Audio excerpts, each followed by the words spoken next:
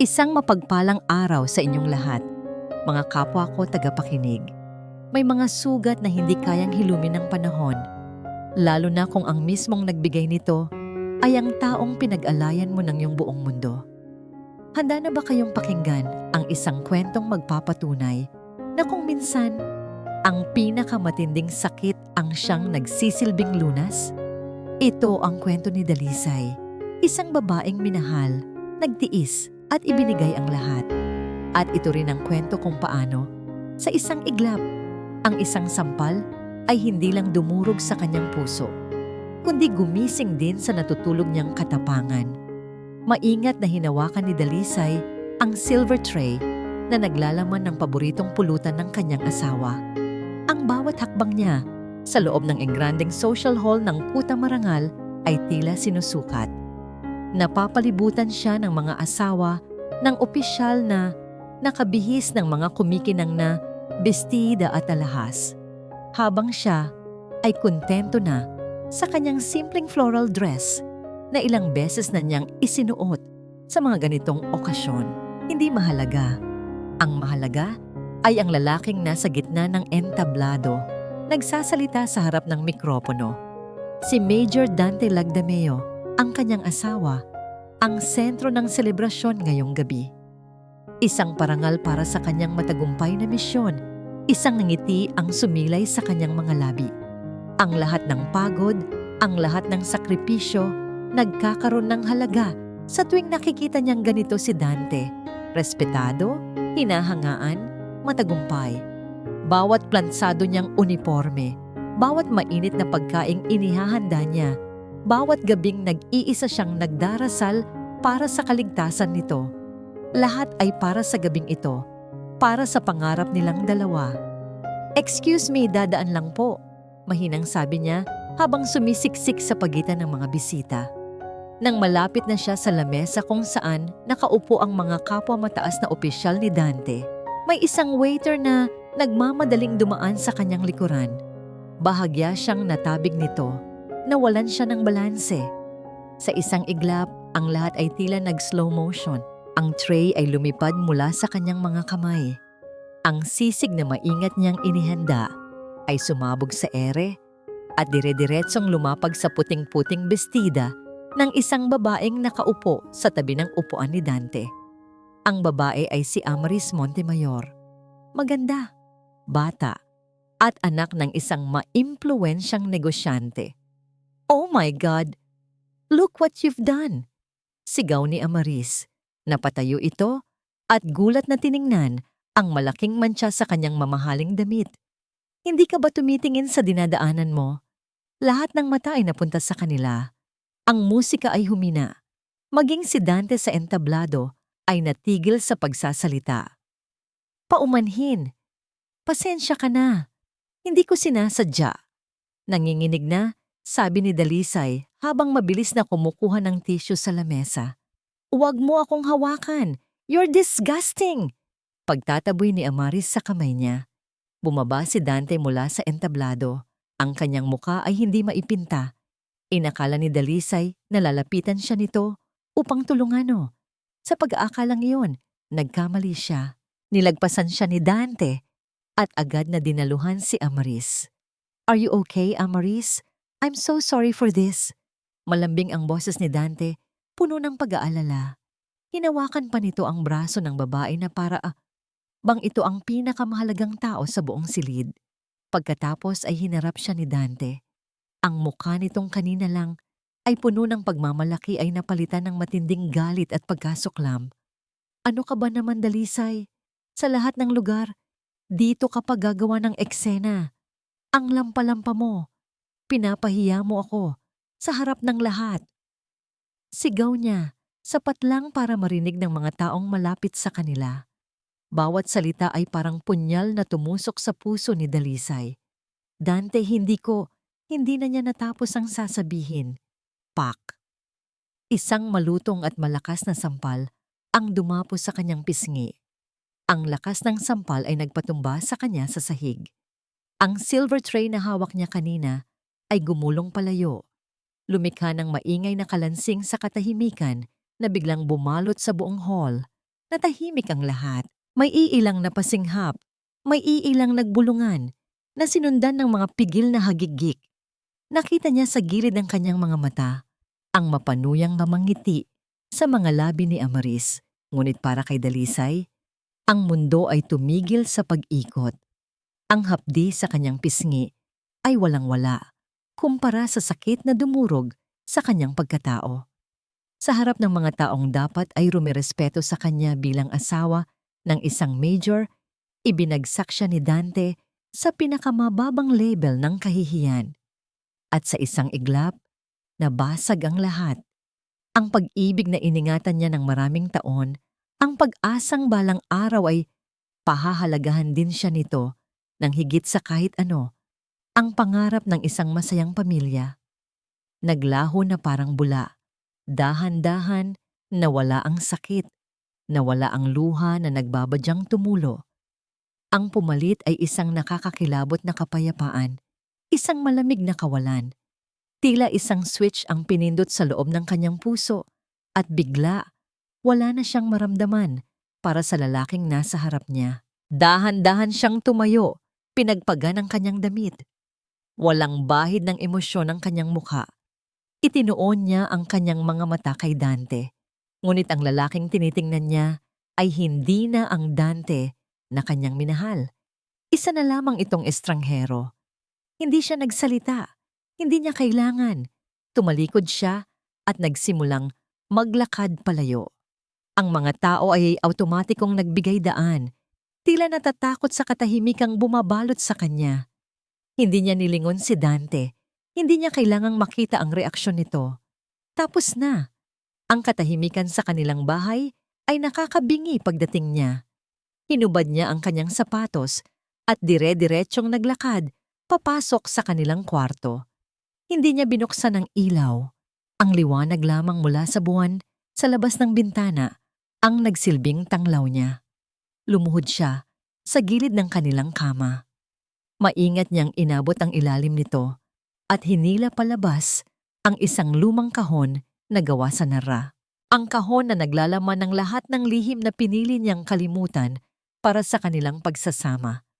Dahan-dahan niyang itinaas ang takip.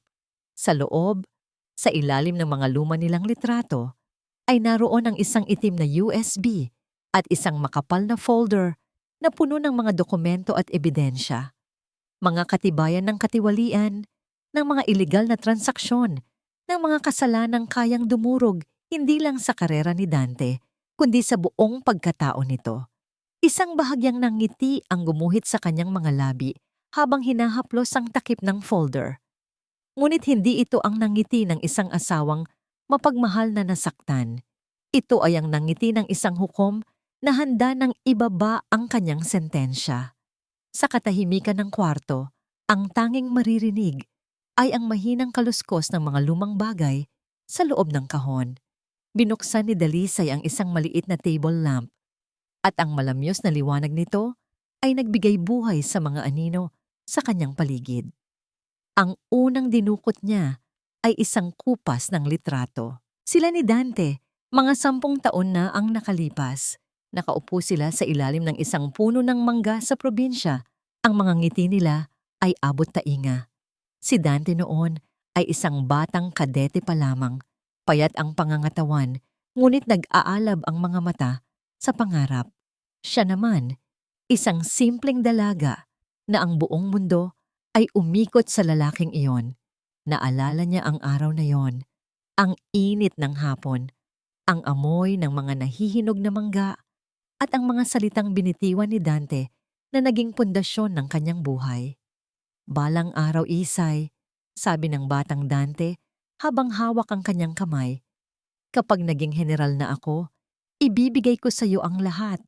Isang malaking bahay, magagarang damit, lahat ng gusto mo. Ngumiti si Dalisay at umiling. Hindi ko kailangan ng mga yon, Dante. Ikaw lang, sapat na. Hindi, giit nito, at may kinuha mula sa bulsa. Isang maliit na singsing na gawa sa tinuhog na dahon ng niyog. Isinuot nito sa kanyang daliri. Ito muna sa ngayon, pero ipinapangako ko, Dalisay Alcaraz, Darating ang araw, ang pag-ibig ko sa iyo ang magiging pinakamahalagang medalya na isasabit ko sa dibdib ko. Pakakasalan mo ba ako? Sa alaala ng matamis na pangakong yon, isang taksil na luha ang nagtangkang pumatak mula sa mata ni Dalisay, ngunit mabilis niya itong pinunasan. Ang Dalisay na pinangakuan ay matagal nang namatay.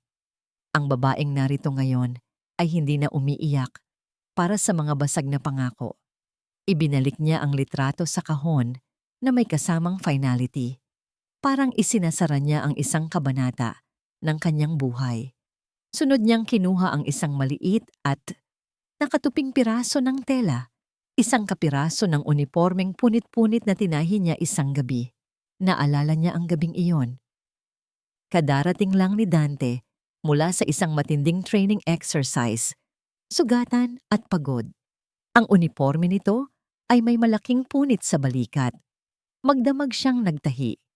Ilang beses na natusok ng karayom ang kanyang mga daliri, ngunit hindi niya ininda. Ang mahalaga ay maayos ang uniporme ng kanyang asawa para sa inspeksyon kinabukasan. Nang magising si Dante at makita siyang gising pa, niyakap siya nito mula sa likod. Hindi mo kailangang gawin to, mahal, bulong nito. Gusto kong palagi kang maging presentable. Gusto kong ipagmalaki ka nila. Sagot niya, hindi inaalis ang tingin sa tahi. Hinalikan siya nito sa sentido. Maswerte ako sa iyo, Isay. Sobrang swerte. Hinawakan ni Dalisay ang piraso ng tela.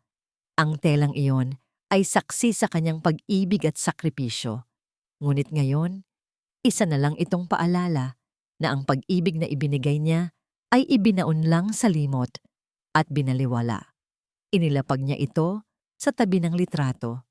Isa-isa niyang tiningnan ang mga natitirang laman ng kahon, mga liham, isang tuyong bulaklak, mga tiket ng sine, mga alaala ng isang pag-ibig na ngayon ay abo na lang. Ang pag-ibig na yon ay hindi namatay dahil sa isang sampal. Ang sampal na yon ay ang huling pako na lamang sa kabaong. Matagal na pala itong patay. Ngayon lang niya tinanggap. Isinara niya ang kahon ng mga alaala. Sa ilalim nito, ang folder at ang USB na lamang ang natira. Ito na ang kanyang kasalukuyan. Ito na ang kanyang hinaharap. Kinuha niya ang isang luma, ngunit gumagana pang laptop mula sa aparador. Isinaksak niya ang USB. Bumukas ang isang folder na may pangalang Polisiya ng Siguro. Isang pangalang simple at hindi kahina-hinala. Ngunit sa loob nito ay mga file na may mga titulong Benta ng Armas Audio MP3, Kickback Ledger Exlas Asaki's Ghost Projects Photos. Sinimulan niya ang proseso ng pagkopya ng mga file sa isang secure online drive. Bawat porsyentong nadadagdag sa progress bar ay tila isang hakbang papalayo sa dalisay na martir at isang hakbang papalapit sa kalayaan. Ang kanyang mga kamay ay hindi nanginginig. Ang kanyang pulso ay kalmado. Bigla, may narinig siyang kalabog sa labas. Ang pamilyar na tunog ng sasakyan ni Dante. Sinundan ito ng ingay ng susi na hirap ipasok sa seradura. Bumukas ang pinto ng kanilang bahay at ang mabibigat na yabag ng isang lasing ay umalingaw-ngaw sa sala. Pumasok si Dante sa kwarto, amoy alak at galit. Hindi niya binuksan ang ilaw. Ano to, Dalisay? Nag-e-emote ka sa dilim? Mapanuyang tanong niya. Hindi sumagot si Dalisay. Nakatingin lang sa screen ng laptop. Dahil sa'yo, napahiya ako. Dahil sa kalampahan mo, pinagtawanan ako ng lahat. Sigaw niya. Ano? Aalis ka? Saan ka pupunta? Sa tingin mo may patutunguhan ka? Lumapit ito at marahas na hinawakan ang kanyang braso. Makinig ka, Dalisay. Kahit kailan, hinding-hindi mo ako pwedeng iwan. Dahil wala kang kwenta kung wala ako. Wala kang silbi. Isa ka lang palamuti sa bahay na to. Naiintindihan mo? Hindi pa rin umimik si Dalisay. Dahan-dahan niyang ibinaba ang tingin mula sa mukha ni Dante patungo sa screen ng laptop. File transfer complete. Itinaas niyang muli ang kanyang tingin kay Dante. At sa pagkakataong ito, isang malamig na ngiti ang sumilay sa kanyang mga labi. Ang ngiting nagsasabing, hindi mo alam kung gaano ka nagkakamali. Kinabukasan, hindi sinag ng araw ang gumising kay Dalisay dahil hindi naman siya natulog sa buong magdamag habang si Dante ay mahimbing na natutulog sa sahig ng sala sa kalasingan. Siya ay gising, nagpaplano at naghahanda. Walang bakas ng pag-iyak sa kanyang mga mata. Walang panginginig sa kanyang mga kamay. Ang Dalisay na gumising sa umagang iyon ay iba na. Ang kahapon na puno ng pag-ibig at pagpaparaya ay napalitan ng isang umaga ng malinaw na layunin. Pumili siya ng isang simpleng itim na bestida mula sa aparador. Hindi ito ang damit ng isang biktima na tumatakas. Ito ang kasuotan ng isang taong may sadya. Sinuklay niya ang kanyang buhok at itinali ito ng maayos. Hindi siya naglagay ng kolorete sa muka. Maliban sa isang manipis na lip balm, ang tanging palamuti sa kanyang katawan ay ang determinasyon sa kanyang mga mata. Sa ibabaw ng lamesa sa kusina, nakahanda na ang isang malaking brown envelope. Maingat niyang inilagay sa loob ang makapal na folder ng mga dokumento at ang itim na USB.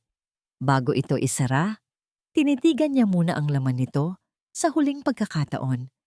Sa loob nito ay hindi lang papel at plastik.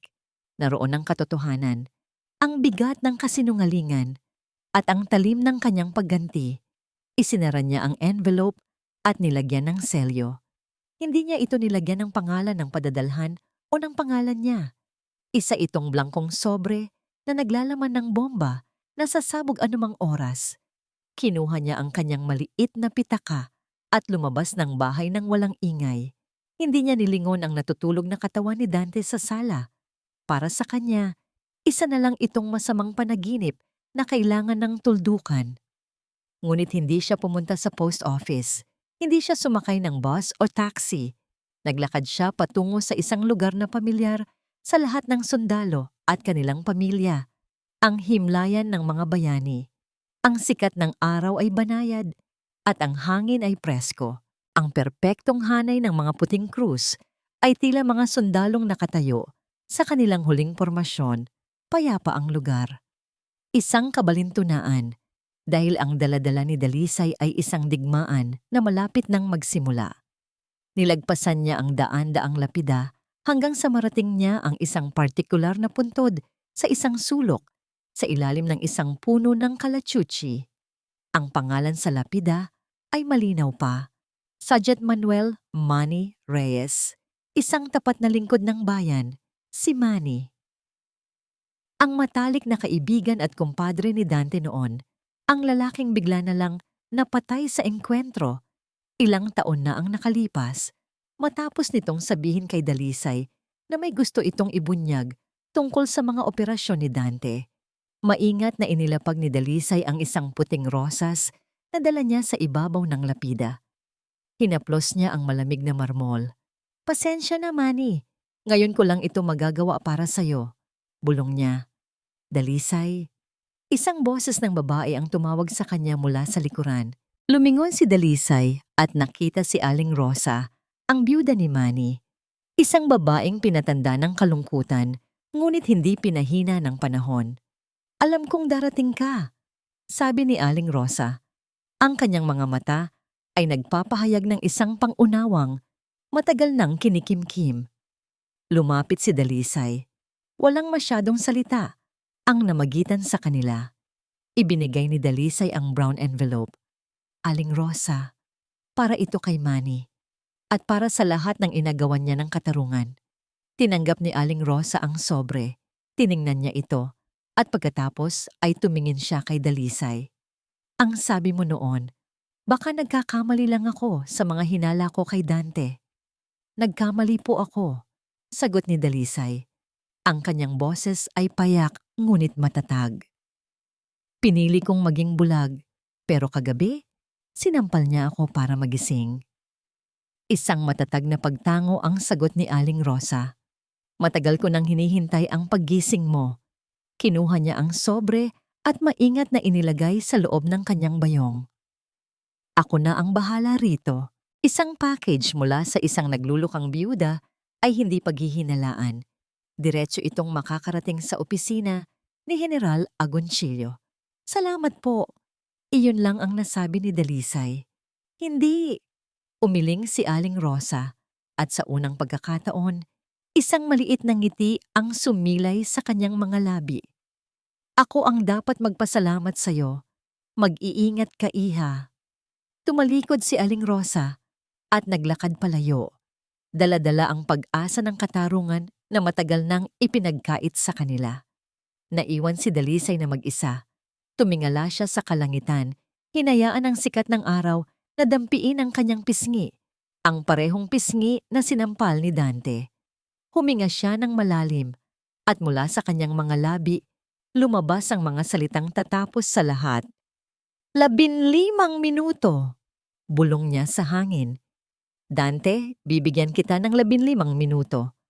Sa loob ng maluwag at naka-aircon na opisina, sa pinakamataas na palapag ng General Headquarters, ang hangin ay mabigat sa tensyon. Si General Armando Agoncillo, isang lalaking kilala sa kanyang bakal na disiplina at hindi natitinag na integridad, ay nakaupo sa dulo ng isang mahabang mesa. Pinamumunuan ang isang mahalagang pagpupulong kasama ang kanyang mga staff. Ang bawat galaw niya ay sinusukat. Ang bawat salita ay may bigat. Ang kanyang mukha ay tila inukit sa bato. Bihirang magpakita ng emosyon. Para sa kanya, ang militar ay hindi isang trabaho. Ito ay isang sagradong tungkulin. Ang report tungkol sa budget allocation para sa Mindanao ay kailangan kong makita bago matapos ang araw. Mariin niyang utos, ang kanyang boses ay kalmado, ngunit may awtoridad na hindi matitinag. Yes, General. Sabay-sabay na sagot ng mga opisyal. Sa gitna ng kanilang pag-uusap, isang aide ang maingat na kumatok at pumasok. Ipagpaumanhin ninyo, General, sabi nito. Mayroong urgent and confidential package na dumating para sa inyo. Kumunot ang noo ng General. Sino ang nagpadala? Wala pong pangalan, sir.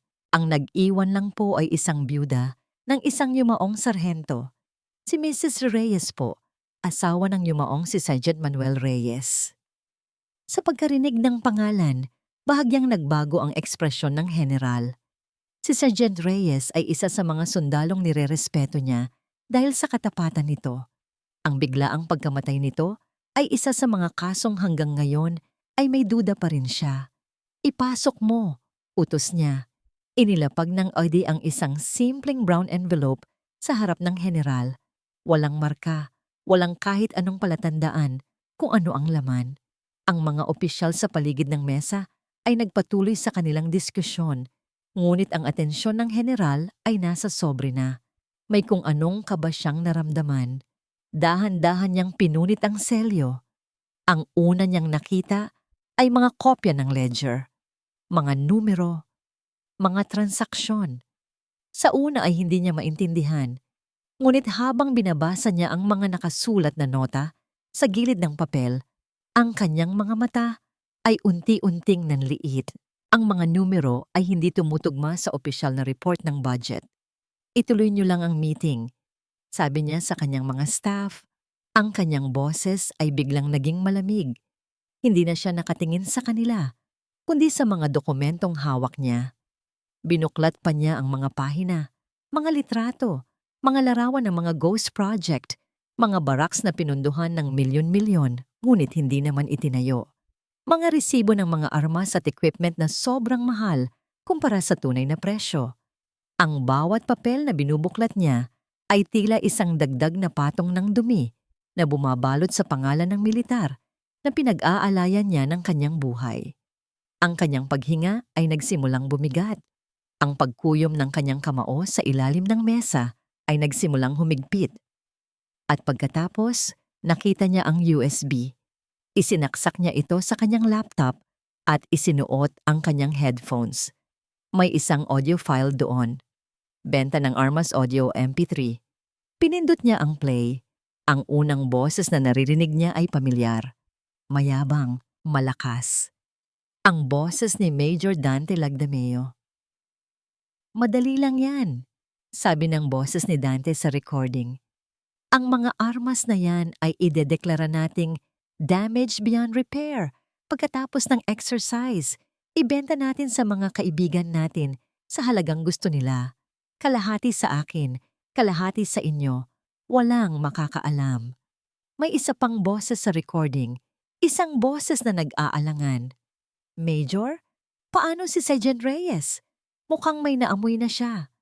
Narinig ng general ang isang mapanuyang tawa mula kay Dante. Si Reyes, huwag kayong mag-alala doon.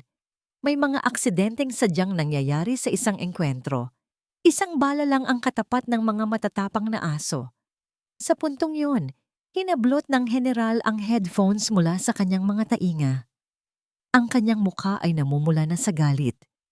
Ang mga ugat sa kanyang leeg ay nagsimulang lumitaw. Ang paggalang niya kay Sergeant Reyes, ang pagmamahal niya sa uniforme, ang panunumpa niya sa bandila, lahat ay tila dinuraan at inapakan ng isang taong pinagkatiwalaan niya. Ang katahimikan sa opisina ay biglang nabasag. Blag. Isang malakas na dagok ng kanyang kamao ang lumagapak sa makintab na kahoy ng mesa. Napatigil sa pag-uusap ang lahat ng opisyal at gulat na napatingin sa kanya. Ang kanilang pinunong kilala sa pagiging kalmado ay isa na ngayong bulkan na handang sumabog. Tumayo si General Agoncillo, ang kanyang mga mata ay nanlilisik sa galit. Ang kanyang dibdib ay mabilis na tumataas baba. Itinuro niya ang pinto. Arestuhin si Major Lagdameo. Ang kanyang sigaw ay umalingaw-ngaw sa buong silid, puno ng galit na hindi maikukubli. Ang bawat opisyal ay napatayo sa kanilang upuan, nanigas sa takot at pagkabigla. Arestuhin niyo siya! Ngayon din! Nakatayo si Major Dante Lagdameo sa harap ng isang whiteboard. Ang kanyang anino ay tila mas malaki at mas makapangyarihan kaysa sa mga junior officer na nakaupo sa paligid ng conference table. Ang kanyang boses ay matatag at puno ng kumpiyansa. Bawat salita ay isang utos na walang sinumang nangahas na questionin. Nakalimutan na niya ang kahihiyan kagabi.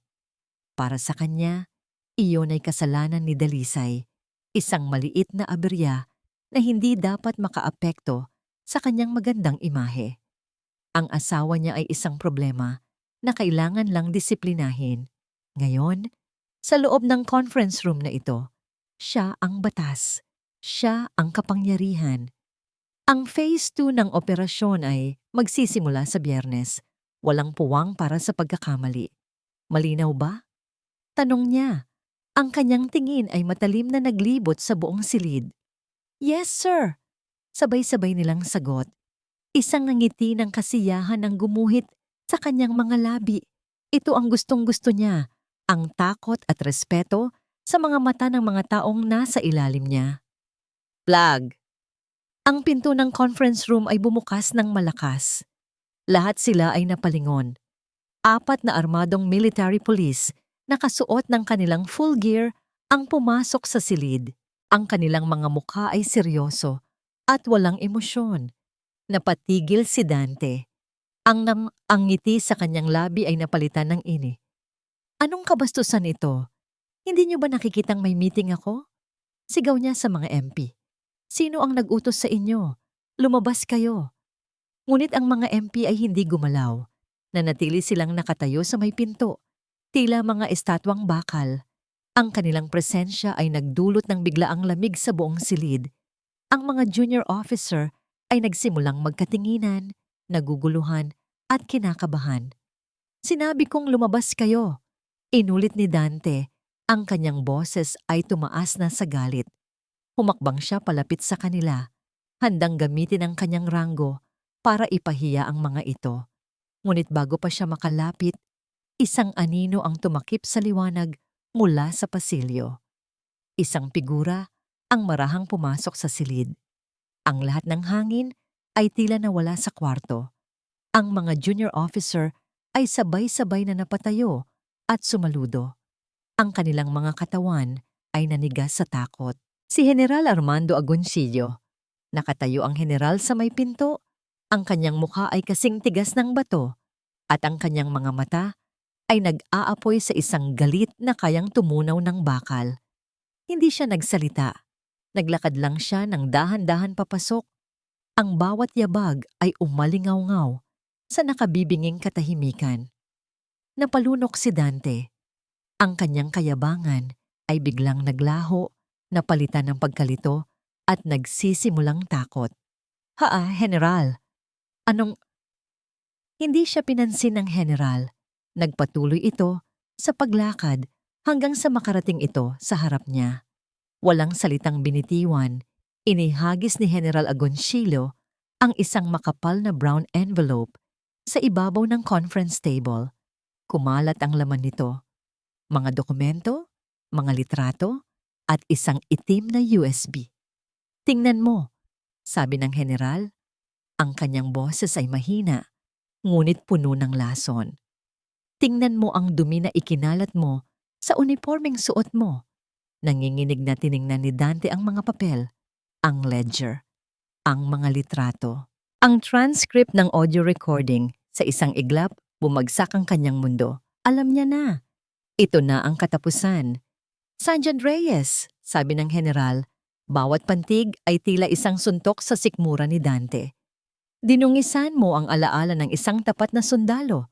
Dinungisan mo ang institusyong ito. Isa kang kahihiyan." "General, I can explain."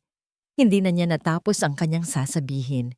Sa isang mabilis at malakas na kilos, hinablot ng general ang kanyang kwelyo. At sa harap ng lahat ng kanyang mga tauhan, sa harap ng mga taong minsan ay tumingala sa kanya, ginawa ng general ang pinakamatinding simbolo ng pag-alis ng karangalan. RIP!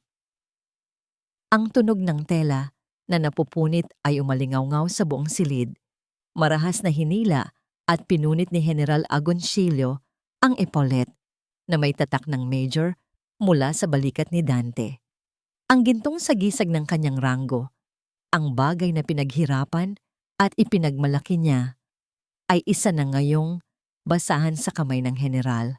Binitiwan siya nito. Napaurong si Dante, napahawak sa kanyang balikat kung saan naroon dati ang kanyang ranggo. Wala na. Ang naiwan na lang ay ang punit na tela at ang hubad na katotohanan ng kanyang pagkatao. Ang kanyang mga tuhod ay biglang nanghina. Napaluhod siya sa sahig. Ang kanyang pagkalalaki ay ganap na dinurog. "Posasan," malamig na utos ng general sa mga MP. Marahas siyang itinatayo ng mga pulis at pinoposasan ang kanyang mga kamay sa likod. Habang hinihila siya palabas ng silid, ang kanyang mga mata ay ligaw na naghahanap. Sa dulo ng pasilyo, sa gitna ng mga osyoserong nagkukumpulan, nakita niya si Amaris. Sandali siyang umasa. Si Amaris, mayaman, maimpluwensya, matututulungan siya nito. Ngunit ang nakita niya sa mga mata ni Amaris ay hindi pag-aalala. Ito ay isang malamig na tingin. Isang tingin ng awa na may kasamang bahagyang pagkasuklam. Tiningnan lang siya nito saglit. At pagkatapos ay kalmado itong tumalikod at naglakad palayo na parang wala siyang nakita. At sa sandaling iyon, naintindihan ni Dante, hindi lang siya bumagsak, iniwanan siya, nag-iisa siya. Habang ang buong kuta marangal ay nagkakagulo sa balita ng biglaang pagbagsak ni Major Dante Lagdameo, si Dalisay ay kalmadong naglalakad sa sala ng bahay na minsan niyang tinawag na tahanan. Ang mga sirena na maririnig sa di kalayuan ay musika sa kanyang pandinig. Isang anunsyo ng kanyang kalayaan. Dala niya ang isang maliit na itim na maleta. Ang laman nito ay iilang piraso ng damit. Isang maliit na supot ng kanyang mga ipon na matagal niyang inilihim at wala nang iba pa. Ang bawat sulok ng bahay ay puno ng mga alaala, ngunit wala na siyang naramdamang panghihinayang. Ang mga ito ay mga multo na lamang ng nakaraan na hindi na siya kayang saktan. Huminga siya ng malalim. Amoy ng pamilyar na pabango ni Dante. Amoy ng floor wax na siya mismo ang nagpakintab. Amoy ng 10 taon ng kanyang buhay na inilaan sa maling tao. Naglakad siya patungo sa kanilang kwarto. Sa ibabaw ng side table, sa tabi ng kama kung saan maraming gabi siyang naghintay sa wala. Naroon ang isang wedding portrait nila. Kinuha niya ito. Tinitigan niya ang masayang mukha ng dalisay sa litrato. Inosente, puno ng pag-asa, walang kamuwang-muwang. Paalam! Bulong niya sa babae sa litrato. Maingat niyang ibinalik ang frame, ngunit nakataob na. Ayaw na niyang makita pa ang ilusyong yon. Ang huli niyang tiningnan ay ang kanyang kamay. Ang gintong singsing sa kanyang palasingsingan, ang simbolo ng mga pangakong matagal nang napako. Marahan niya itong hinubad. Hindi na ito masikip. Tila ang daliri niya mismo ay pumayat sa kalungkutan. Hindi niya ito itinapon. Hindi niya ito isinangla. Naglakad siya pabalik sa sala at maingat na inilapag ang singsing sa gitna ng lamesa. Isang tahimik na pahayag. Isang tuldok. Pagkatapos noon, hindi na siya lumingon pa. Binuksan niya ang pinto, lumabas, at isinara ito ng walang ingay. Sa bawat hakbang niya palayo sa bahay na yon, tila may isang mabigat na kadena ang nalalagot mula sa kanyang mga paa. Ang bawat hakbang ay mas magaan kaysa sa nauna. Naglakad siya patungo sa tarangkahan ng kampo. Ang mga gwardiya na abala sa pag-uusap tungkol sa nangyari kay Dante ay hindi man lang siya pinansin. Siya, ang asawa ng dating makapangyarihang major, ay isa na lamang anino na naglalaho sa kanilang paningin. At para kay Dalisay, iyon ang pinakamagandang regalo. Sumakay siya ng isang bus na walang partikular na destinasyon. Ang mahalaga ay palayo. Palayo sa Maynila, palayo sa kuta marangal, palayo sa buhay na halos pumatay sa kanyang kaluluwa. Umupo siya sa tabi ng bintana. Habang ang bus ay umaandar at unti-unting nilalamon ang kalsada, pinanood niya ang mga tanawin na nagbabago. Ang matataas na gusali ay napalitan ng mas maliliit na bahay. Ang maingay na syudad ay napalitan ng tahimik na mga bukirin. Ang maruming hangin ay napalitan ng sariwang simoy ng probinsya. Kasabay ng pagbabago ng tanawin sa labas, ay ang pagbabago rin sa kanyang kalooban. Ang bigat sa kanyang dibdib na matagal niyang pinasan ay unti-unting gumagaan. Isang maliit na ngiti ang sumilay sa kanyang mga labi. Ngayon lang ulit siyang ngumiti nang para sa sarili niya. Pagkatapos ng ilang oras na biyahe, may isang bayan na nakatawag ng kanyang pansin. Isang arko na may nakasulat na, "Maligayang pagdating sa bayan ng pag-asa." "Para," sabi niya sa konduktor. Bumaba siya ng bus, dala-dala ang kanyang maliit na maleta. Ang bayan ay simple, tahimik. Ang mga tao ay ngumingiti sa isa't isa. May isang maliit na simbahan sa gitna ng plaza at napapalibutan ito ng mga lumang puno ng akasya. Sa unang pagkakataon sa loob ng maraming taon, nakaramdam si Dalisay ng kapayapaan. Naglakad-lakad siya hanggang sa mapadpad siya sa isang kalsada na medyo malayo sa sentro. Doon, nakita niya ang isang maliit na pwesto na may karatulang "For rent." Luma na ito, gawa sa kahoy at kawayan, at halatang matagal nang hindi nagagamit. Ang pintura ay natutuklap na, at ang mga bintana ay maalikabok. Ngunit sa kabila ng itsura nito, may nakita si Dalisay na hindi nakikita ng iba. Hindi niya nakita ang sira-sirang pwesto. Ang nakita niya ay isang maliit na kapihan na may mga mesang gawa sa kahoy. Ang nakita niya ay mga taong nagtatawanan habang umiinom ng mainit na kape. Ang nakita niya ay isang lugar kung saan pwedeng magsimulang muli. Isang ideya, isang pangarap na sa wakas, para naman sa kanya. Huminga siya ng malalim, nilanghap ang hangin ng pag-asa na dala ng bagong lugar. Dito niya sisimulan. Ang amoy ng kalawang at disinfectant ang bumati kay Dante sa bawat umaga. Ang dating malambot na kama ay napalitan ng isang manipis na kutsyon sa ibabaw ng malamig na semento. Ang dating malawak na opisina ay naging isang kwadradong selda na may isang maliit na bintanang may rehas. Ilang araw na siyang nakakulong, At sa bawat araw na lumilipas, ang kanyang pagkalito ay napapalitan ng nag-aalab na galit. Galit kay General Agoncillo, galit sa sistema, at higit sa lahat, galit kay Dalisay, ang babaeng sa tingin niya ay sumira sa kanyang buhay. Ngunit sa gitna ng galit na yon, may isang kumikinang na pag-asa. Si Amaris. Kailangan kong makausap si Amaris Montemayor. Paulit-ulit niyang sinasabi sa mga gwardiya, ngunit para lang siyang nagsasalita sa hangin. Ang pamilya niya, makapangyarihan sila. Ilalabas nila ako dito. Naniniwala siya roon. Si Amaris, ang kanyang maganda at sopistikadang Amaris. Ang kanyang tiket palabas sa impyernong ito. Hindi siya nito pababayaan. Ang pag-ibig nito sa kanya, ang mga pangako nito, iyon ang pinanghahawakan niya.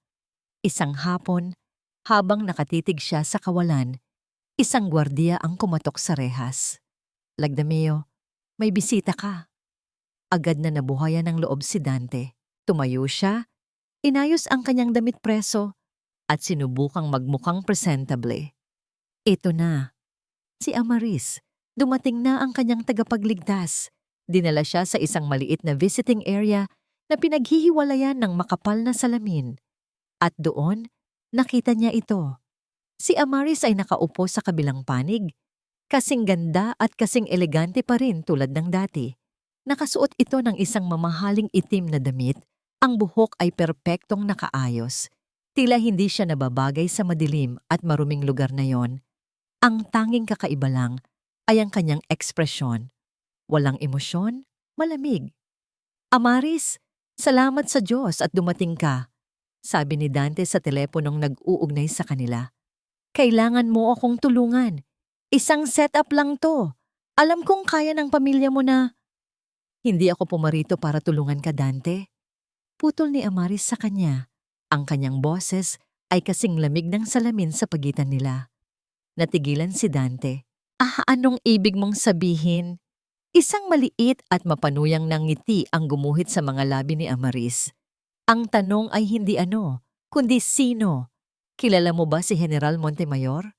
Kumunot ang noo ni Dante. Si General Montemayor, isang retiradong general, ang pinakamatinding karibal ni General Agoncillo sa pwesto noon. Oo, pero anong kinalaman niya rito? Siya ang aking ama. Simpleng sagot ni Amaris. Para itong isang malakas na suntok na nagpabingi kay Dante, biglang nag-ugnay ang lahat ng piraso ng palaisipan sa kanyang isipan. Ginawa mong perpektong target ang sarili mo, Dante. Pagpapatuloy ni Amaris, tila nagkukwento lang ng isang ordinaryong bagay. Korap, mayabang, at masyadong kampante. Ikaw ang pinakamadaling paraan para siraan ang buong command ni Agoncillo. Kailangan lang namin ng tamang tiyempo. Ginamit mo lang ako. Nanginginig na tanong ni Dante, hindi makapaniwala. Lahat tayo may ginagamit para makuha ang gusto natin. Sagot nito. At yung eksena sa party? Yung sampal mo sa asawa mo? Yun ang pinaka-perpektong mitya. Actually, ideya ko yun. Sinabi ko sa iyong kailangan mong patunayan sa lahat kung sino ang mas mahalaga sa iyo. At tulad ng isang asong masunurin, ginawa mo nga. Sumikip ang dibdib ni Dante. Ang babaeng inakala niyang mahal siya ay ang mismong nagtulak sa kanya sa bangin. Ang babaeng ipinagmalaki niya ay ang mismong naghukay ng kanyang libingan. Napasabunot siya sa kanyang buhok. Isang sigaw ng pagkadurog ang gustong kumawala mula sa kanyang lalamunan. Hayop ka! Pare-pareho kayo ni Dalisay. Mga traidor! Sigaw niya. Tumayo na si Amaris. Tila tapos na ang kanyang sadya. Inayos niya ang kanyang damit. Huwag mo akong ikumpara sa pipitsuging asawa mo. Hahakbang na sana ito palayo nang biglang lumingon muli na para bang may naalala. Oo nga pala. Sabi nito na may ngiti sa labi. Para malinaw lang. Yung folder na nagpabagsak sa'yo, hindi galing sa akin yon.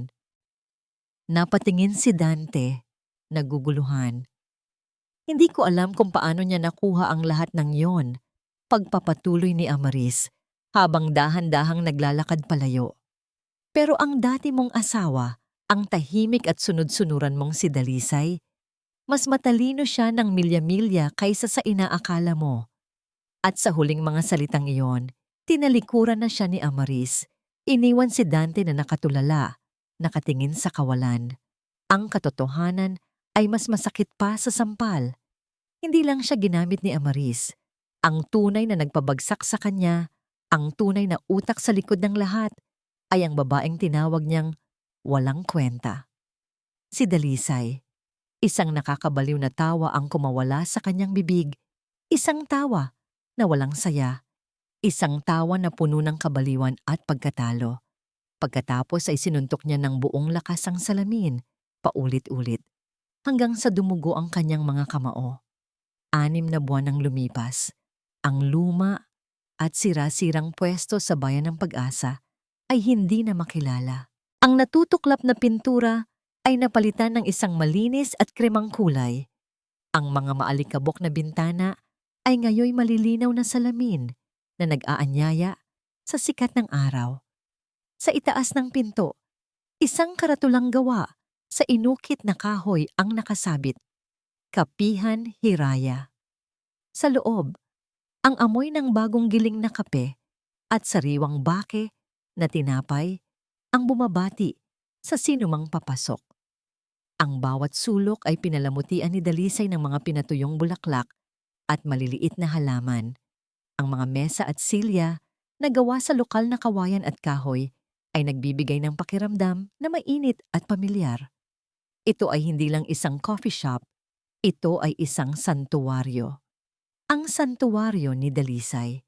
Ang Dalisay na nagtitimpla ng kape sa likod ng counter ay malayo na sa babaeng umiiyak sa dilim. Ang kanyang buhok ay maikli na ngayon, nagbibigay sa kanya ng mas sariwang hitsura. Ang kanyang mga mata ay hindi na malungkot. Ang mga ito'y kumikinang sa tuwing ngumingiti siya sa kanyang mga customer. Ang kanyang mga kamay, na dati puro kalyo sa paglalaban ng uniforme, ngayoy maliksing gumagalaw sa pag-aasikaso ng mga order. Ang Kapihan Hiraya ay naging paboritong tambayan sa bayan. Dito nagkikita ang mga magkakaibigan, dito gumagawa ng assignment ang mga estudyante, at dito nagpapalipas ng oras ang mga nais lang ng tahimik na sandali. At sa gitna ng lahat ng ito ay si Dalisay, ang puso at kaluluwa ng lugar. Isay, pabili ng paborito ko. Sigaw ng isang matandang customer, si Mang Carding. Isang mainit na kapeng barako para kay Mang Carding para ating na po. Masayang sagot ni Dalisay. Sa kanyang abalang pag-aasikaso, hindi niya namalayan ang isang lalaking tahimik na pumasok at umupo sa isang sulok. Matangkad ito at may matipunong pangangatawan. Ang kanyang suot ay simple lang. Isang puting t-shirt at maong, ngunit meron siyang aura ng katalinuhan at kahinahunan. Ilang minuto itong nakaupo, pinagmamasdan lang ang paligid, lalo na ang babaeng abala sa likod ng counter. Pinagmamasdan niya kung paano ngumiti si Dalisay sa bawat customer, kung paano nito inaalala ang bawat order, at kung paano tila nagliliwanag ang buong lugar dahil sa kanyang presensya. Nang sa wakas ay medyo lumuwag ang pila, lumapit si Dalisay sa lamesa ng lalaki. "Magandang hapon po, sir. Welcome sa Kapihan Hiraya. Ano po ang sa inyo?" Tanong niya, kasama ang kanyang nakasanayang ngiti. Ngumiti rin ang lalaki, isang nangiting totoo at mainit. "Magandang hapon, Akiro Sandoval." Pagpapakilala niya, inilahad ang kanyang kamay. "Isang Amerikano lang sana." "Dalisay Alcaraz." Sagot niya, tinanggap ang pakikipagkamay nito. Ang kamay ni Akiro ay magaspang ngunit mainit. "Sandali lang po at ihahanda ko." Pagbalik ni Dalisay dala ang kape, napansin niya ang isang blueprint na nakalatag sa lamesa ni Akiro. "Wow! Arkitekto po kayo?" Hindi niya napigilang itanong. Tumingin si Akiro mula sa kanyang blueprint at ngumiti. "Oo, may ginagawa kaming proyekto dito sa bayan, isang maliit na library para sa mga bata." "Talaga? Ang galing naman." Namamanghang sabi ni Dalisay, ang bayan na ito ay matagal nang nangangailangan niyan. Kaya nga, at itong kapihan mo, sabi ni Akiro, habang inililibot ang tingin, ito mismo ang inspirasyon ko para sa design. Mainit sa pakiramdam, komportable, ramdam mong ginawa ng may puso. Isang bahagyang pamumula ang gumuhit sa mga pisngi ni Dalisay. Nako, salamat. Pinaghirapan ko talaga ito. Halata nga, sabi ni Akiro. Hindi madaling magsimula ng ganito, lalo na kung mag-isa ka lang. You must be a very strong woman. Ang mga salitang yon ay tumagos sa puso ni Dalisay. Ito ang unang pagkakataon na may nagsabi sa kanya niyon, hindi dahil asawa siya ng kung sino, hindi dahil sa sakripisyo niya para sa iba, kundi dahil sa kung sino siya. Nagpatuloy ang kanilang usapan tungkol sa kape, sa arkitektura, sa buhay sa probinsya. Natural lang ang daloy, walang pilitan. Sa piling ni Akiro, naramdaman ni Dalisay na isa siyang ordinaryong tao na may sariling kwento, hindi isang anino ng nakaraan. Naging regular na customer si Akiro sa Kapihan Hiraya. Araw-araw, pagkatapos ng trabaho sa construction site, doon siya didiretso. Minsan, tinutulungan pa niya si Dalisay sa pagsasara ng shop. Ang kanilang pagkakaibigan ay dahan-dahang namumukadkad. Isang hapon, habang nagpupuna si Dalisay ng mga mesa, pagkatapos ng abalang araw, narinig niya ang tunog ng bell sa pinto. Pasensya na, sarado na po ka. Natigil siya sa pagsasalita. Ang nangiti sa kanyang labi ay unti-unting naglaho. Sa may pintuan, nakatayo ang isang anino mula sa kanyang nakaraan. Isang lalaking payat na payat, gusgusin ng damit, at may mga matang lumalim dahil sa paghihirap. Ang buhok nito ay magulo at mayroon ng mga puting hibla. Hindi niya ito halos nakilala, ngunit ang mga matang iyon, puno ng galit at desperasyon, ay hindi niya maaaring makalimutan. Dante. Nabitawan ni Dalisay ang basahang hawak niya. Bumagsak ito sa sahig na may kasamang mahinang tunog, ngunit sa pandinig niya, ito ay kasing lakas ng isang kulog. Ang init na dala ng masayang araw ay biglang pinawi ng isang nakakakilabot na lamig na gumapang mula sa kanyang mga paa paakyat sa kanyang buong katawan. Ang kanyang santuwaryo, ang kanyang ligtas na lugar. Pinasok ito ng isang multo. Dalisay, ulit ni Dante, ang kanyang boses ay paos at magaspang, tila matagal nang hindi ginagamit. Humakbang ito papasok at automatikong napaatras si Dalisay. Bawat hakbang ni Dante palapit ay isang hakbang niya paatras. Paano mo ako nahanap? Nanginginig niyang tanong. Ang Dalisay na matatag kanina ay biglang naglaho, napalitan ng babaeng puno ng takot. Ang alaala ng sampal, ng mga sigaw, ng kahihiyan, lahat ay bumalik sa isang iglap. Isang mapait na ngiti ang sumilay sa mga labi ni Dante. Sa tingin mo ba, ganun kadaling magtago sa akin? 6 na buwan, Dalisay. 6 na buwan akong nagdusa sa kulungan. 6 na buwan kong pinag-isipan ang lahat. Huminto ito sa gitna ng kapihan. Inilibot niya ang kanyang tingin sa paligid, sa mga mesang kahoy, sa mga halamang inalagaan ni Dalisay, sa mga masasayang kulay sa pader. Maganda ang lugar na to. Mukhang masaya ka na, habang ako, nabubulok sa impyerno. Ang tono niya ay hindi nagagalit. Ito ay malungkot, puno ng awa sa sarili. Ito ang tonong pamilyar kay Dalisay. Ang tono na ginagamit ni Dante kapag gusto niyang makuha ang simpatsya niya. Pinilit ni Dalisay na tibayan ang kanyang loob. Hinawakan niya ng mahigpit ang sandalan ng pinakamalapit na silya.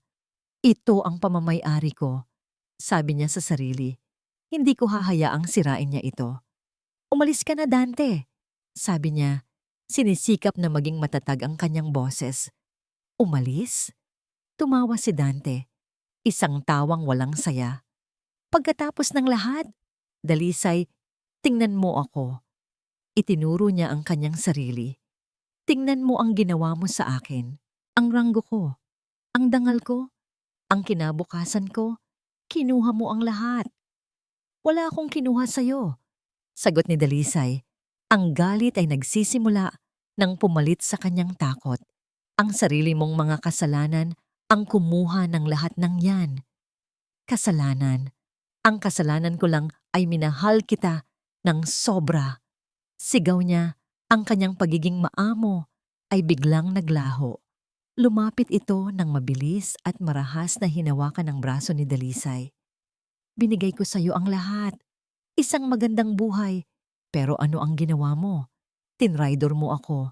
Sinira mo ang buhay ko para lang saan? Para sa kapirasong lupa na to? Bitiwan mo ako. Sigaw ni Dalisay pilit na kumakawala sa mahigpit na hawak nito. Wala kang karapatan. Wala akong karapatan. Ang mga mata ni Dante ay nanlilisik. Asawa mo ako, Dalisay. May karapatan ako sa'yo. Ang hawak niya ay humihigpit. Ang sakit ay nagpapaalala kay Dalisay ng kanyang kahinaan noon. Ngunit hindi na siya ang dating Dalisay. Ting! Ang bell sa pinto ay muling tumunog. Pareho silang napalingon. Nakatayo roon si Akiro. May hawak na susi ng kotse. Naiwan ko pala ang... Natigil siya nang makita ang eksena sa harap niya. Ang takot sa mga mata ni Dalisay. Ang galit sa mukha ni Dante. Ang mahigpit na pagkakahawak nito sa braso ng babae. Walang salitang namutawi kay Akiro. Dahan-dahan niyang isinara ang pinto at naglakad palapit. Hindi siya agresibo. Kalmado lang siyang tumayo sa pagitan nilang dalawa. Isang tahimik na pader na nagpoprotekta. Pakibitiwan mo siya, mahinahong sabi ni Akiro. Ngunit may diin sa bawat salita. Tiningnan siya ni Dante mula ulo hanggang paa. At sino ka naman sa tingin mo? Isang kaibigan, sagot ni Akiro. Ang kanyang mga mata ay hindi umaalis kay Dante. Isang mapanuyang tawa ang pinakawalan ni Dante. Binitiwan niya si Dalisay ng marahas, itinulak ito ng bahagya. Kaibigan, kaya pala ang tapang mo nang iwan ako, Dalisay. May bago ka na palang aso. Humarap si Dante kay Akiro. Ang kanyang mukha ay puno ng pagbabanta. Huwag kang makialam dito. Labas ka sa usapang to. Ngunit hindi natinag si Akiro. Nanatili siyang nakatayo sa harap ni Dalisay. Ang pagtitimpi ni Dante ay tuluyan nang nawala. Itinuro niya si Dalisay. Ang kanyang daliri ay nanginginig sa galit. Makinig ka. Sino ka mang ulupong ka? Sigaw ni Dante. Ang kanyang boses ay umalingaw-ngaw sa buong kapihan. Hindi mo alam kung sino ang kinakalaban mo. Ito ay sa pagitan ko at ng asawa ko. Sa likod ni Akiro, humakbang pasulong si Dalisay. Ang kanyang mukha ay hindi na nagpapakita ng takot.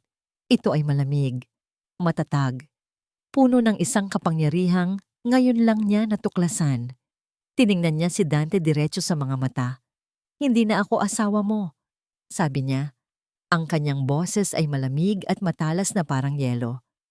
Ang mga salitang binitiwan ni Dalisay ay tila humigop sa lahat ng hangin sa loob ng kapihan. Hindi na ako asawa mo. 4 na salita. Simple.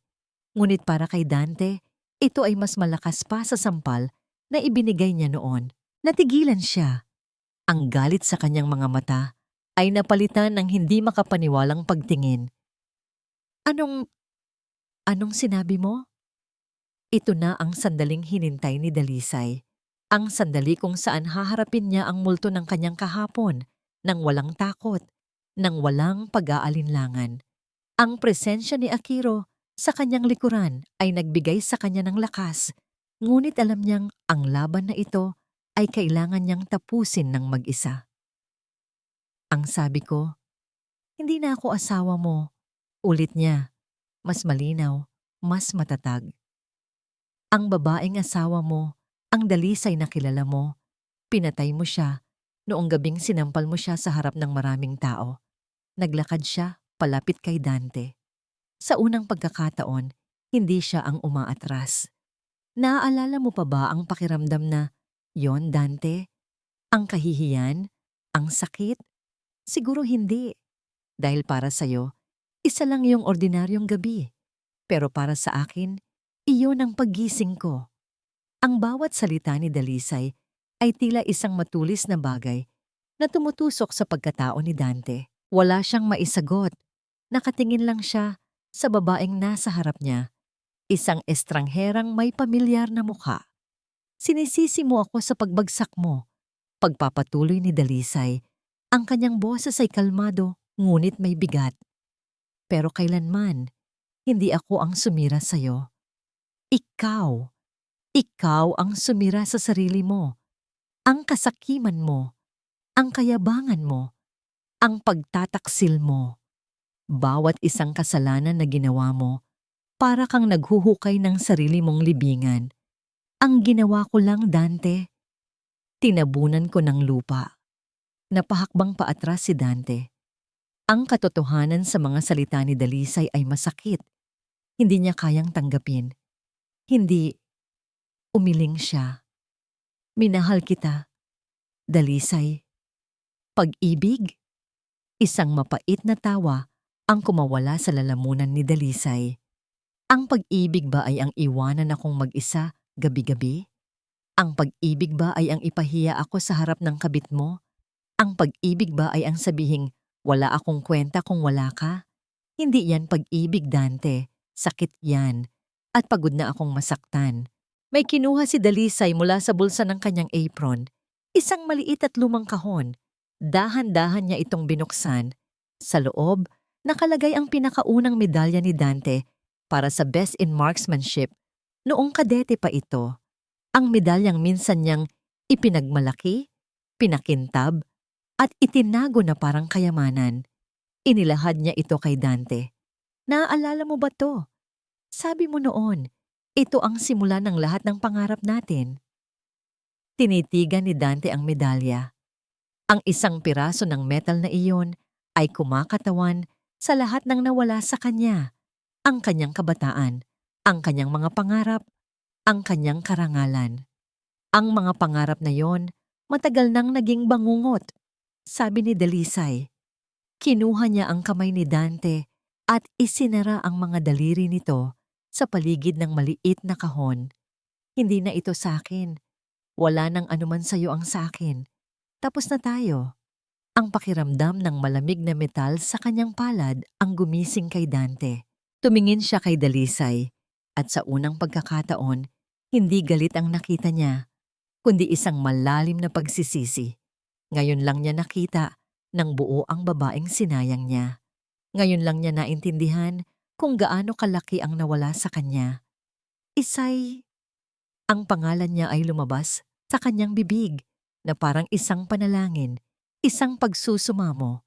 May mga luhang nagsimulang mamuo sa kanyang mga mata. Patawarin mo Hindi. Putol ni Dalisay. Hindi ito galit kundi isang payapang pagtanggi. Ang pagpapatawad ay para sa mga taong karapat-dapat dito at para na rin sa sarili ko. Pinapatawad ko ang sarili ko dahil hinayaan kong saktan mo ako ng ganun katagal. Pinapalaya na kita, Dante. At higit sa lahat, pinapalaya ko na ang sarili ko mula sa'yo. Iyon na ang huling mga salita. Ang lahat ay nasabi na. Umalis ka na. Mahinang sabi ni Dalisay. Umalis ka na at huwag ka nang babalik. Kailanman. Walang nang nagawa si Dante. Ang lahat ng kanyang galit, ang lahat ng kanyang pagmamakaawa ay walang silbi. Para siyang isang sundalong natalo sa digmaan. Walang armas, walang karangalan. Dahan-dahan siyang tumalikod. Ang kanyang mga balikat ay nakayuko sa bigat ng kanyang pagkatalo. Naglakad siya papalabas ng kapihan. Ang bell sa pinto ay tumunog na parang isang malungkot na kampana ng libing. Naiwan si Dalisay na nakatayo, nanginginig, ngunit buo. Pinanood niya ang anino ni Dante na unti-unting naglalaho sa papalubog na araw. Naramdaman niya ang isang mainit na kamay sa kanyang balikat. Si Akiro, hindi ito nagsalita. Hinayaan lang siya nito. Humugot ng isang malalim na hininga si Dalisay. Sa pagbuga niya ng hangin, tila isinama nito ang lahat ng bigat, lahat ng sakit, lahat ng pait ng nakaraang 10 taon. Tapos na. Sa wakas, malaya na siya. 1 taon. 1 taon na ang lumipas mula nang huling anino ni Dante ay naglaho sa pintuan ng Kapihan Hiraya. Sa loob ng 1 taon, ang kapihan ay hindi na lang isang negosyo. Ito ay naging isang tahanan. Isang pusong tumitibok sa gitna ng munting bayan ng Pag-asa. Ang mga customer ay dumami. Ang dating tahimik na pwesto ay ngayoy puno na ng tawanan, kwentuhan, at tunog ng mga tasang nag-umpugan. Ang menu ay humaba na rin. Mayroon ng mga bagong klase ng cake na si Dalisay mismo ang nagbe-bake at mga bagong timpla ng kape na si Akiro ang tumutulong na i-develop. Oo, si Akiro. Hindi na lang siya isang customer. Siya na ang kasama ni Dalisay sa pagbuo ng mga pangarap. Sa umaga, bago pumasok sa kanyang trabaho, tumutulong siya sa pagbubukas.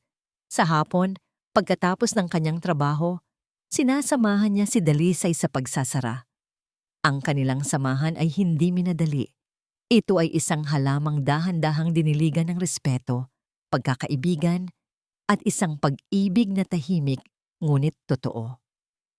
Dalisay, ang kapeng ito, sabi ni Akiro, isang umaga, habang tinikman ng bagong timpla, parang ikaw. Bakit naman? Nakangiting tanong ni Dalisay habang nagpupunas ng counter. Matapang, pero sa huli, matamis ang iiwang lasa, sagot ni Akiro, at kumindat ito. Isang malutong na halakhak ang kumawala kay Dalisay.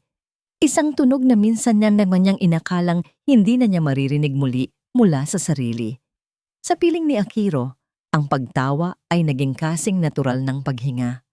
Sa isang sulok ng kapihan, isang maliit na telebisyon ang nakabukas, nagbabalita ng mga pangyayari sa bansa. Karaniwan ay hindi nila ito pinapansin, ngunit isang araw, isang pamilyar na pangalan ang bumanggit sa balita. Hinatulan na ng habambuhay na pagkabilanggo ng korte militar si dating Major Dante Lagdameo dahil sa kasong plunder, gun running, at sa pagkamatay ni Sergeant Manuel Reyes. Natigil sa paggalaw ang lahat ng nasa loob ng kapihan. Napatingin sila sa telebisyon at pagkatapos ay kay Dalisay. Ipinakita sa screen ang mukha ni Dante, mas matanda, payat, at walang anumang bakas ng dating kayabangan. Nakayuko lang ito habang dinadala ng mga gwardya. Kasunod na ibinalita ang pagsasampa ng kaso laban kay Amaris at sa ama nitong si General Montemayor dahil sa tangkang pagsabotahe sa militar. Ang nakaraan ay kumakatok. Ngunit sa pagkakataong ito, hindi na natakot si Dalisay. Kalmado siyang lumapit sa telebisyon. Kinuha niya ang remote control at sa harap ng lahat, pinatay niya ito. Humarap siya sa kanyang mga customer na nag-aalala. Isang matamis na ngiti ang ibinigay niya. Pasensya na po. Mas magandang pakinggan ang musika kaysa sa balita, hindi po ba? At na parang walang nangyari, nagpatugtog siya ng isang masayang kanta. At ang kapihan ay muling napuno ng buhay. Lumapit sa kanya si Akiro. Okay ka lang? Mahinang tanong nito. Hinawakan ni Dalisay ang kamay ni Akiro at pinisili ito. Mas okay pa sa okay, sagot niya. At totoo iyon. Ang balitang iyon ay hindi na isang sugat. Isa na lang itong peklat. Isang paalala hindi ng sakit, kundi ng katotohanang naghihilom na siya. Isang hapon, isang pamilyar na bisita ang dumating. Isang babaeng may mabait na mukha at mga pilak na hibla sa buhok. Yaya Ginhawa, masayang bati ni Dalisay at agad na niyakap ang kanyang dating kasambahay. Isay, iha! Naiiyak na sabi ni Yaya Ginhawa. Ang ganda-ganda mo. Namumulaklak ka. Nagkwentuhan sila. Ikinuwento ni Yaya Ginhawa na umalis na rin siya sa Kuta Marangal at ngayon ay masaya nang namumuhay kasama ang kanyang mga apo. Tiningnan niya si Dalisay at pagkatapos ay si Akiro na magalang na naghahain ng merienda para sa kanila. Mabuti kang tao, iho, sabi ni Yaya kay Akiro. Alagaan mong mabuti itong alaga ko. Opo, nakangiting sagot ni Akiro. Sa abot po ng aking makakaya. Ang pagbisita ni Yaya Ginhawa ang huling sinulid na nagdugtong sa kanyang nakaraan at kasalukuyan, isang masayang pamamaalam. Nang gabing iyon, pagkatapos nilang isara ang kapihan, naupo silang dalawa ni Akiro sa labas, pinagmamasdan ang mga bituin. Masaya ka ba, Dalisay? Tanong ni Akiro. Tumingin si Dalisay sa langit na puno ng bituin. Sobra, sagot niya. Akala ko noon, ang kaligayahan ay nakukuha kapag meron kang binibigyan ng lahat. Ngayon ko naintindihan, ang tunay na kaligayahan pala, nagsisimula kapag natutunan mo ng bigyan ng halaga ang sarili mo. Hinawakan ni Akiro ang kanyang kamay. May gusto akong ibigay sa'yo. May kinuha itong isang maliit na kahon mula sa kanyang bulsa. Kinabahan si Dalisay. Ang isip niya ay agad na napunta sa isang singsing. Dahan-dahan niyang binuksan ang kahon. Ngunit sa loob, hindi ito isang singsing. Isa itong maliit at makintab na susi. Ano to? Nagtatakang tanong niya. Nakita mo yung lote sa tabi ng library na itinatayo namin? Yung may malaking puno ng mangga? Sabi ni Akiro. Ang kanyang mga mata ay kumikinang. Binili ko na. Magsisimula na tayong magtayo. Hindi pa ito singsing, Dalisay. Ito muna ang pundasyon. Isang bahay. Isang tahanan. Para sa ating dalawa, mga luha ang nagsimulang mamuo sa mga mata ni Dalisay. Ngunit sa pagkakataong ito, hindi ito luha ng kalungkutan. Ito ay luha ng purong kaligayahan. Nakatayo si Dalisay sa isang maliit na burol sa labas ng bayan ng Pag-asa. Mula rito, tanaw niya ang kabuuan ng bayang kumupkop sa kanya. Ang maliliit na bahay na tila mga tuldok, ang tore ng simbahan na kumikinang sa sikat ng hapon at sa di kalayuan, ang maliit na bubong ng Kapihan Hiraya, ang kanyang pangarap na naging totoo. Ang hangin ay sariwa at malinis. Dama niya ang paghaplos nito sa kanyang mukha, tila bumubulong ng mga kwento ng kalayaan. Hinawakan niya ang susi na nakasabit na ngayon sa isang kwintas sa kanyang leeg. Ang susi sa kanilang magiging tahanan ni Akiro. Ang simbolo ng isang pundasyong binuo hindi sa mga basag na pangako, kundi sa matatag na pagmamahal at respeto. Pumikit siya at naglakbay ang kanyang isip sa nakaraan. Naalala niya ang babaeng puno ng takot, ang babaeng naniniwala na ang kanyang halaga ay nakadepende sa pagmamahal ng isang lalaki.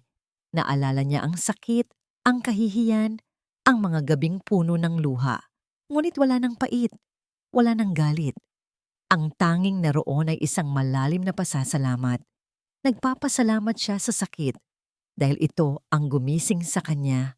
Nagpapasalamat siya sa pagtataksil dahil ito ang nagturo sa kanya na manindigan sa sarili niyang mga paa.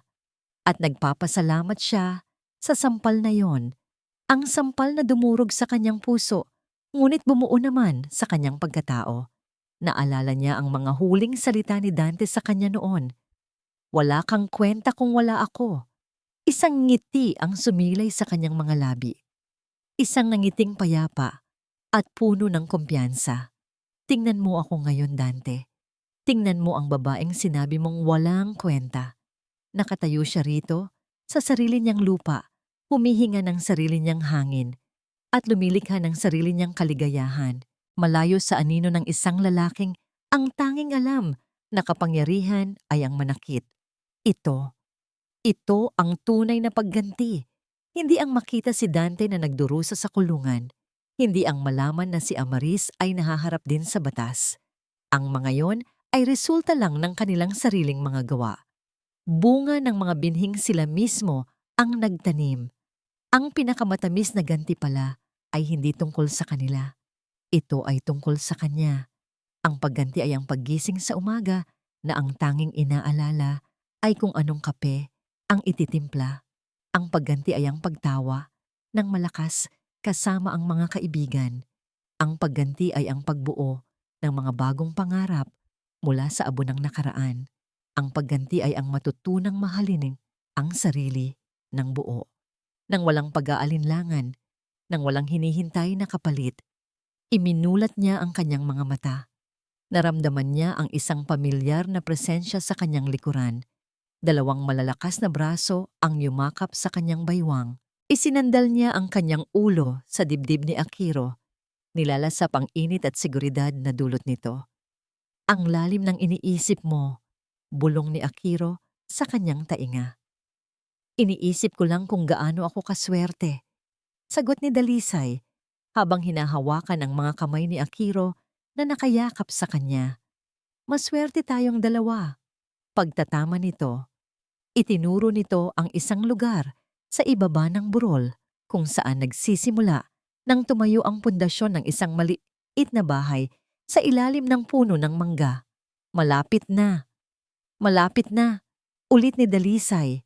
Ang kanyang boses ay puno ng pananabik. Magkayakap silang dalawa, tahimik na pinanood ang paglubog ng araw. Ang kalangitan ay nag-aalab sa mga kulay kahel, rosas at lila. Isang obra maestra ng kalikasan, isang paalala na gaano man kadilim ang gabi, palaging may isang magandang bukang liwayway na naghihintay. Hindi na siya si Dalisay Lagdameo, ang asawa ng Major. Hindi na siya ang biktima. Siya si Dalisay, isang babaeng muling bumangon. Isang babaeng natagpuan ang kanyang hiraya, ang kanyang pangarap. Isang babaeng sa wakas ay malaya at buo. At iyon, higit sa lahat, ang pinakamatamis na ganti. At dito po nagtatapos ang kwento ni Dalisay sa ang pinakamatamis na ganti. Isang paglalakbay na nagturo sa atin ng isang mahalagang aral. Ang tunay na paghihiganti ay hindi nakikita sa pagbagsak ng iba, kundi sa sarili nating pagbangon. Ang paggising sa bawat umaga na mas matatag, mas matalino, at higit sa lahat, mas nagmamahal sa sarili. Iyan ang tagumpay na hindi kayang nakawin ni numan. Maraming salamat po sa inyong walang sawang pagsubaybay at pakikinig. Sana po ay may napulot kayong aral at inspirasyon sa kwento ni Dalisay. Kung meron kayong mga saloobin o komento, huwag po kayong mag-atubiling i-share sa ibaba. Anong klaseng kwento naman ang gusto ninyong marinig sa susunod? Hindi dito nagtatapos ang ating paglalakbay. Marami pa pong kwentong kasing ganda at mas puno ng aral dito sa aming channel. Kung nagustuhan nyo ang kwentong ito, i-like, i-share sa pamilya at mga kaibigan at mag-subscribe na rin para lagi kayong updated sa mga susunod pa naming kwento.